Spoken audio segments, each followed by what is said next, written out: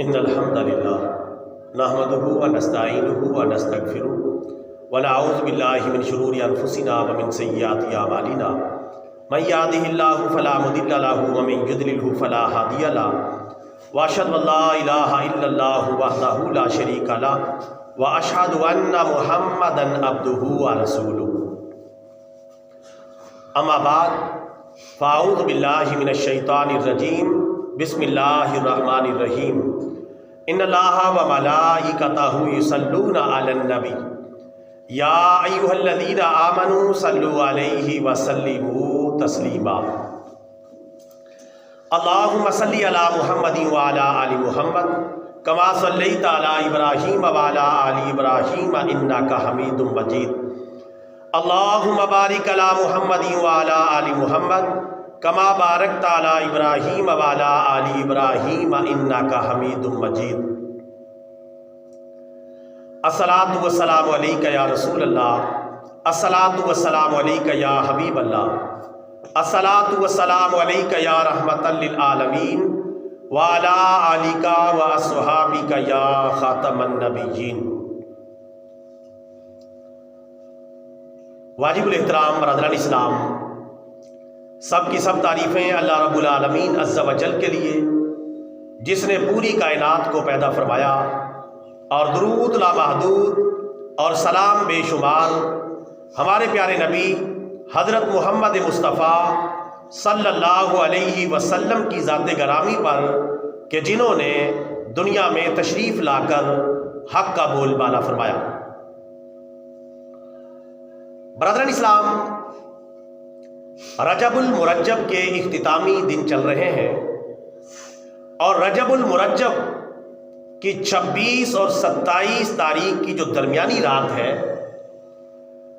اس میں ہمارے پیارے نبی صلی اللہ علیہ وسلم کو ایک عظیم الشان معجزہ عطا فرمایا گیا، جس کو معجزہ معراج کہا جاتا ہے اور سفر معراج کہا جاتا ہے۔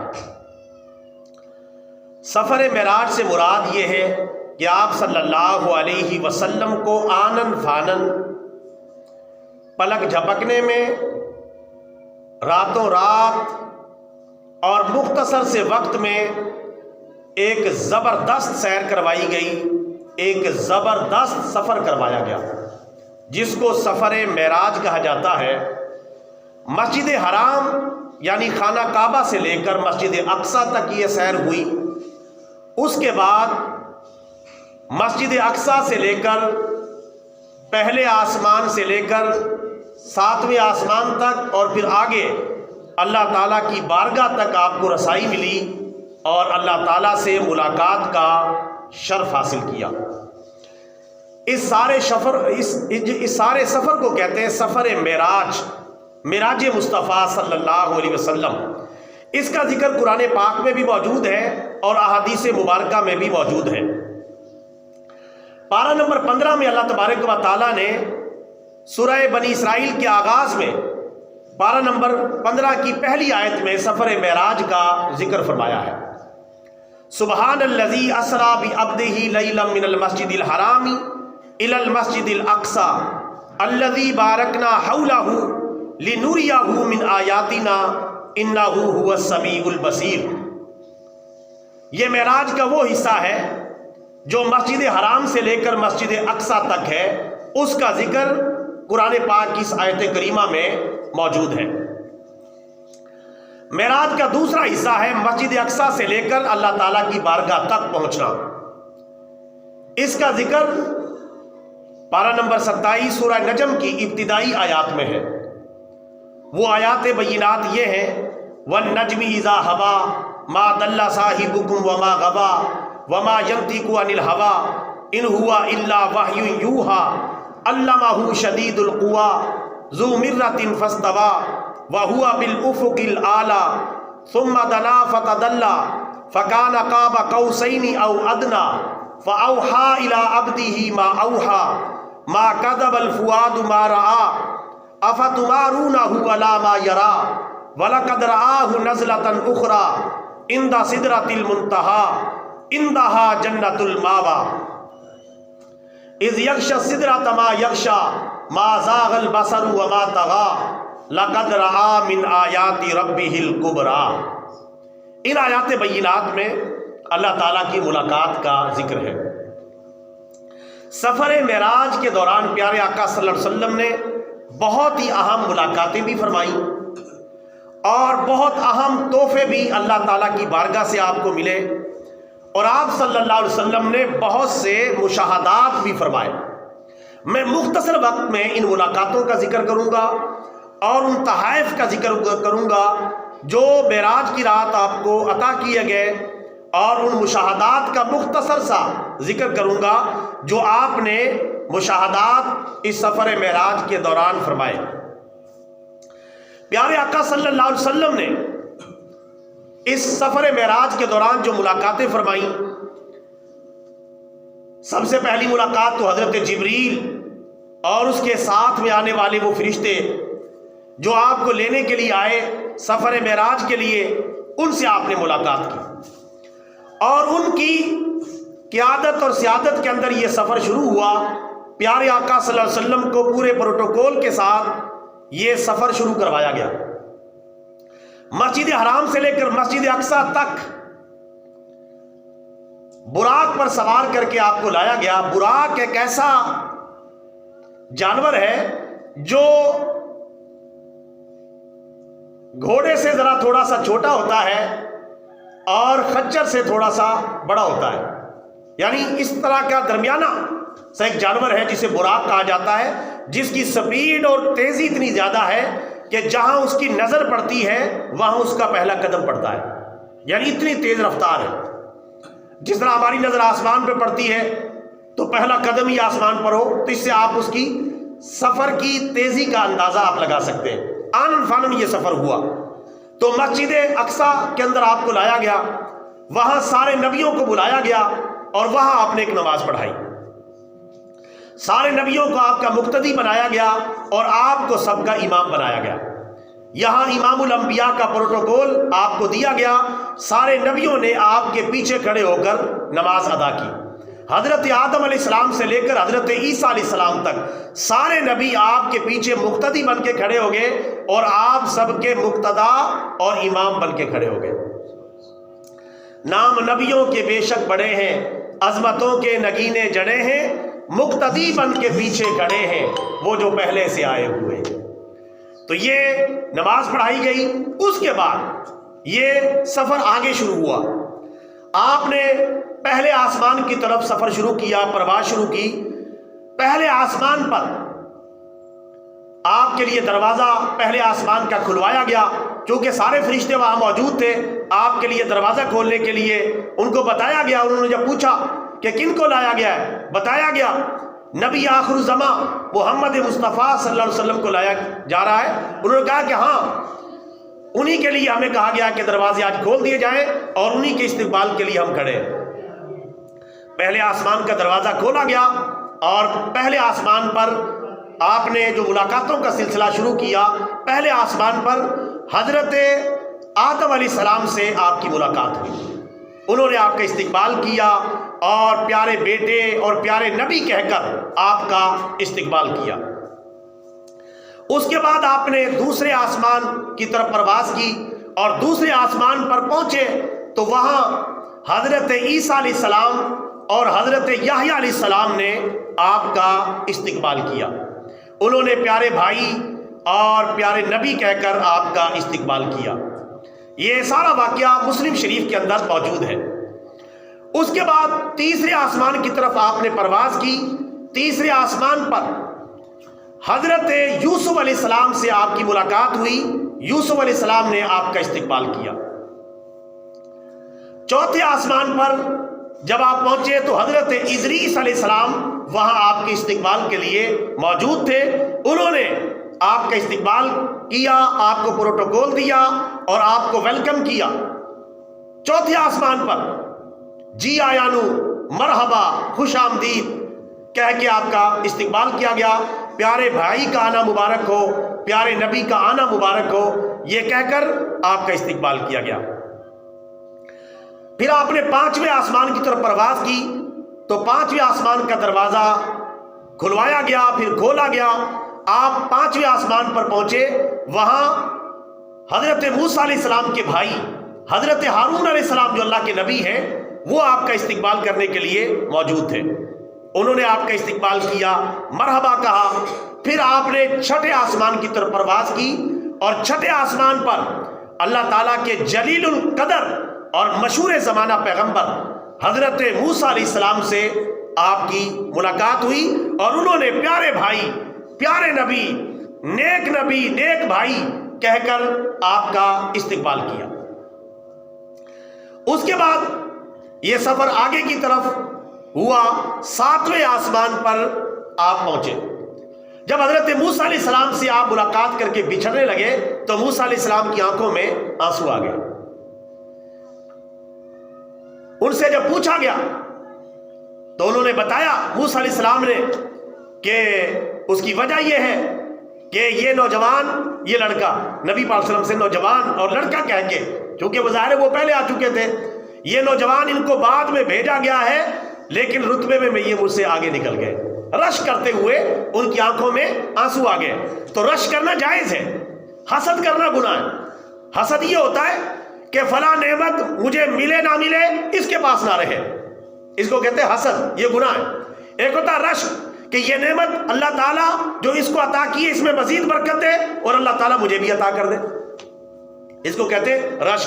مثال کے طور پہ کوئی امیر آدمی ہے تو کوئی بندہ یہ سوچے یار مجھے دولت ملے نہ ملے، یہ بندہ تباہ ہو جائے، یہ حسد ہے، یہ حرام ہے۔ اور اگر یہ ہو کہ یہ اللہ تعالیٰ نے جس طرح اس کو مال و دولت عطا کیا ہے، اللہ تعالیٰ اس کو بھی سلامت رکھے، مجھے بھی اللہ تعالیٰ عطا کر دے، اس کو کہتے ہیں رش۔ تو رش کرنا جائز ہے، حسد کرنا حرام ہے۔ تو حضرت موسیٰ علیہ السلام نے حسد نہیں کیا، رش کیا کہ یہ نوجوان بعد میں آیا اور رتبے میں مجھ سے آگے نکل گیا۔ بہرحال موسیٰ علیہ السلام سے آپ نے ملاقات کی اور آگے بڑھ گئے، 7ویں آسمان کی طرف آپ گئے، وہاں جد الانبیاء حضرت ابراہیم علیہ السلام آپ سے ملاقات کے لیے موجود ہیں۔ انہوں نے آپ کا استقبال کیا اور انہوں نے استقبالیہ دیا، انہوں نے آپ کو پروٹوکول دیا اور مرحبا، خوش آمدید، جی آیا نو، پیارے بیٹے اور پیارے نبی کہہ کر آپ کا استقبال کیا، کیونکہ آپ حضرت ابراہیم علیہ السلام کی اولاد میں سے ہیں۔ ہمارے پیارے نبی صلی اللہ علیہ وسلم حضرت ابراہیم علیہ السلام کی اولاد میں سے ہیں، ان کی اولاد حضرت اسماعیل، اور آپ پھر آگے اسماعیل علیہ السلام کی اولاد میں سے ہیں۔ تو انہوں نے پیارے بیٹے کہہ کے اور پیارے نبی کہہ کر آپ کا استقبال کیا۔ اس کے بعد آپ آگے بڑھے اور مختلف مقامات سے گزرتے ہوئے سدرۃ المنتہا تک پہنچے، اس کو بھی کراس کر گئے، اور پھر وہاں سدرۃ المنتہا سے آگے جو ہے فرشتوں کا سفر ختم ہو جاتا ہے، وہاں سے آگے فرشتے بھی نہیں جا سکتے، اگر فرشتے وہاں سے آگے جائیں ان کے بھی پر جل جائیں گے۔ حضرت جبریل بھی وہاں سے آگے نہیں جا سکتے، ان کا اینڈ مقام ہے، اینڈ منزل ہے ان کی، وہاں سے آگے وہ نہیں جا سکتے۔ آپ حضرت جبریل اور ساری کائنات کو پیچھے چھوڑ کر آگے نکل گئے اور مقام رفرف تک پہنچے۔ مقام رفرف جہاں تقدیر کی قلم چل رہی ہوتی ہے اور تقدیریں لکھی جاتی ہیں، اس مقام تک پہنچے۔ پھر اس مقام سے بھی آپ آگے نکل گئے۔ اس لیے کسی نے کہا ہے، ہزاروں جبرائیل الجھے ہوئے ہیں گرد منزل میں، نہ جانے کس قدر اونچا ہے کاشانہ محمد کا صلی اللہ علیہ وسلم۔ پھر ہمارے پیارے نبی اللہ تعالیٰ کی بارگاہ خاص میں پہنچے، اللہ تعالیٰ سے ملاقات کی، اللہ تعالیٰ کا دیدار کیا، اللہ تعالیٰ سے باتیں کی، اور اللہ تبارک و تعالیٰ کا جی بھر کے دیدار فرمایا۔ اللہ تعالیٰ نے آپ سے ملاقات کی، اور پھر اس معراج کی رات آپ کو بہت سارے تحفے دیے گئے، بہت آپ کو نوازا گیا، بہت کچھ آپ کو عطا کیا گیا۔ اب کیا کچھ عطا کیا گیا؟ فَأَوْحَىٰ إِلَىٰ عَبْدِهِ مَا أَوْحَىٰ۔ اللہ نے تفصیلات جاری نہیں کی، بس یہ فرمایا ہم نے اپنے بندے کو دے دیا جو کچھ بھی دے دیا، سب کچھ کائنات کی چیزیں آپ کو عطا کر دی گئیں۔ لیکن معراج کی رات خصوصی طور پہ 3 تحفے آپ کو دیے گئے۔ پہلا تحفہ آپ کو یہ دیا گیا، سورۃ البقرہ کی جو آخری آیتیں ہیں معراج کی رات کا تحفہ ہے۔ دوسرا تحفہ یہ دیا گیا کہ پیارے حبیب صلی اللہ علیہ وسلم آپ کا امتی اگر گناہ کا ارادہ کرے گا تو گناہ نہیں لکھا جائے گا، اور اگر گناہ کر لے گا تو صرف ایک گناہ لکھا جائے گا، اور اگر اس کی بھی توبہ کر لے گا وہ گناہ بھی معاف کر دیا جائے گا۔ اور اگر آپ کا امتی نیکی کا ارادہ کرے گا، نیکی نہیں کی، نیکی کا ارادہ کرے گا، ارادہ کرنے پر نیکی نامہ اعمال میں درج کر دی جائے گی، صرف ارادہ کرنے پر، نیکی کی نہیں ابھی، ارادہ کیا ہے، نیکی لکھ لی جائے گی۔ اور اگر نیکی کر لیتا ہے تو 10 گناہ سے لے کر 700 گناہ تک جیسا کسی کا اخلاص ہوگا اس کے مطابق اس نیکی کو لکھ لیا جائے گا۔ یعنی اگر کوئی بندہ عشاء کے بعد سویا اور تہجد کا ارادہ کر کے سویا کہ میں تہجد ادا کروں گا، لیکن پھر جاگ نہیں آئی، اٹھ نہیں سکا، تو تہجد کا ثواب اس کے کھاتے میں لکھ دیا جائے گا۔ یہ تحفہ بھی معراج کی رات عطا کیا گیا کہ نیکی کرنے پر نیکی لکھ دی جائے گی۔ اس لیے ہمیں چاہیے کہ نیکی کا ارادہ کرتے رہیں، جس کی اچھی نیت ہے کہ میں یہ کروں گا انشاءاللہ، پھر کسی وجہ سے رکاوٹ آ گئی تو وہ نیکی آپ کے کھاتے میں لکھی جائے گی۔ تو کم از کم اچھی ارادے اور اچھی نیکیاں کرنے کا ارادہ اور تصور اپنے ذہن میں رکھنا چاہیے کہ اگر اللہ نے توفیق دی حج کروں گا، اگر اللہ نے توفیق دی عمرہ کروں گا، اگر اللہ نے توفیق دی فلاں صدقہ و خیرات کروں گا، نیک عمل کروں گا۔ اور آدمی پوری طرح اس کے لیے کمر بستہ ہے، پھر نہیں کر سکا، تو اللہ تعالیٰ نامہ اعمال میں وہ نیکیاں درج فرما دے گا۔ یہ بھی معراج کی رات کا تحفہ ہے۔ اور معراج کی رات کا سب سے بڑا تحفہ جو آپ کو اللہ تعالیٰ کی طرف سے دیا گیا آپ کی امت کے لیے، وہ نماز کا تحفہ ہے۔ نماز معراج کی رات عطا کی گئی۔ آپ نماز کے پروٹوکول کا اندازہ لگائیں کہ اسلام کے سارے احکامات زمین پر دیے گئے اور نماز آسمانوں پر بلا کے عطا فرمائی گئی ہے۔ کتنی عظمت ہے نماز کی۔ نماز کا تحفہ معراج کی رات خصوصی ملاقات میں اللہ تعالیٰ نے آپ کی امت کو عطا کیا۔ شروع میں 50 نمازیں عطا کی گئیں، پھر آپ صلی اللہ علیہ وسلم کی درخواست پر کم ہوتے ہوتے 5 رہ گئی۔ آپ نے 50 نمازیں فرض ہوئیں، آپ نے اللہ کی بارگاہ میں جا کے لے کے واپس آئے اور موسیٰ علیہ السلام سے ملاقات ہوئی۔ موسیٰ علیہ السلام نے آپ سے کہا کہ یا رسول اللہ آپ کی امت اتنی نمازیں نہیں پڑھ سکے گی، کچھ کم کروا لیں۔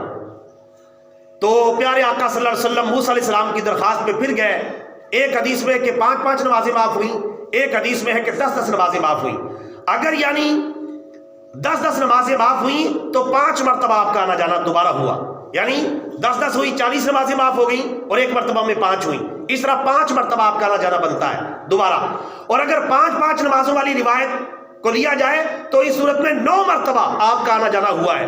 9 کو 5 سے ضرب دے 45 بنتا ہے، تو 9 مرتبہ آپ کا آنا جانا ہوا، یعنی آپ آتے رہے، موسیٰ علیہ السلام آپ سے اپیل کرتے رہے اور آپ دوبارہ جاتے رہے، اللہ کی بارگاہ میں عرض کرتے رہے کہ یا اللہ کچھ کم کر دے، میری امت کمزور ہے، اتنی نمازیں نہیں پڑھ سکے گی۔ تو اس طرح 9 مرتبہ آنے جانے کا سلسلہ رہا۔ تو آقا علیہ السلام نے ہمارے لیے مشقت اٹھائی، اللہ کی بارگاہ میں گئے، اور وہ تحفہ جو اللہ تعالیٰ کی بارگاہ سے ملا تھا اپنی امت کی مشقت کی وجہ سے اس کی جو تعداد ہے، مقدار ہے، وہ کم کروائی۔ تو 9 مرتبہ آئے اور گئے۔ اس طرح نمازیں کم ہو کر 5 رہ گئیں، لیکن اللہ نے ساتھ یہ اعلان کر دیا، اے پیارے حبیب لا تبدیل لکلمات اللہ، ہمارے فیصلے بدلا نہیں کرتے۔ چونکہ ہم نے 50 نمازیں فرض کی تھیں، اب ہمارا قانون یہی رہے گا کہ آپ کی امت نمازیں 5 پڑھے گی، ہم ثواب 50 کا عطا فرمائیں گے۔ نمازیں 5 ہی پڑھے گی، ثواب پوری 50 نمازوں کا ملے گا۔ یہ معراج کی رات کا تحفہ ہے۔ علماء نے اس میں یہ حکمت بھی لکھی ہے، کیونکہ موسیٰ علیہ السلام نے بھی ایک موقع پر درخواست کی تھی، یا اللہ میں تجھے دیکھنا چاہتا ہوں، میں تیرا دیدار کرنا چاہتا ہوں۔ تو اللہ تعالیٰ نے فرمایا کہ موسیٰ تو مجھے نہیں دیکھ سکتا، کیونکہ دنیا کے اندر براہ راست اللہ تعالیٰ کو دیکھنا ممکن نہیں۔ رسول پاک کو بھی آسمانوں پر بلا کر اللہ تعالیٰ کا دیدار کروایا گیا، کیونکہ دنیا کی آنکھیں اس کا تحمل نہیں کر سکتی۔ اور جب موسیٰ علیہ السلام کو ایک تجلی دکھائی گئی تو وہ پہاڑ ریزہ ریزہ ہو گیا اور موسیٰ علیہ السلام بے ہوش ہو کر گر پڑے۔